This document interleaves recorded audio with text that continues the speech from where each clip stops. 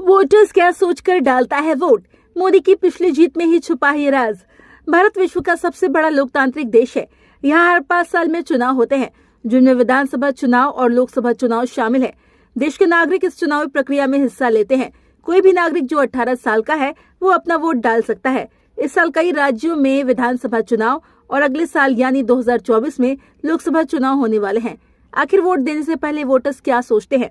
किन बातों को ध्यान में रखकर वो किसी प्रत्याशी या पार्टी के लिए वोट करते हैं? किसको वोट करना है, इस बात का फैसला वो कब कर लेता है? इसको लेकर अगर बात की जाए तो जहां तक भारत की बात है तो यहाँ के वोटर्स जब वोट करने जाते हैं तो कई फैक्टर को लेकर उधेड़-बुन में होते हैं, जिसमें जाति, धर्म, समुदाय, पैसा, भाषा और प्रत्याशी जैसे फैक्टर हैं। इसके साथ ही मीडिया रिपोर्ट्स और सर्वे भी कुछ हद तक वोटर्स के मन पर असर डालते हैं। देश में कई वोटर्स ऐसे भी होते हैं जो सोचते हैं कि किस पार्टी की सरकार बनने पर विकास होगा, महंगाई कम होगी और बेरोजगारी खत्म हो पाएगी।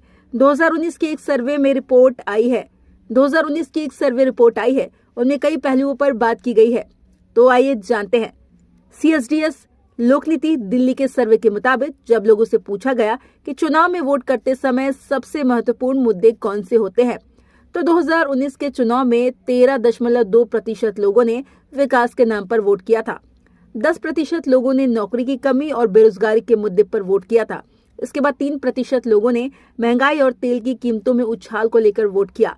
वहीं 2% लोगों ने आर्थिक स्थिति को लेकर वोट किया और 2% लोगों ने गरीबी कम करने के लिए वोट किया था। इन सर्वे की रिपोर्ट में पता चलता है कि वोटर्स ने विकास, बेरोजगारी और महंगाई को लेकर सबसे ज्यादा वोट किया था। कि हाल के कुछ वर्षों में वोटर्स का व्यवहार बदला है। अब वोटर्स अच्छी व्यवस्था के लिए वोट करने लगे हैं। इसके अलावा कई इलाकों में वोटर्स को अपराधियों को अपना प्रत्याशी बनाने में भी गुरेज नहीं होता है।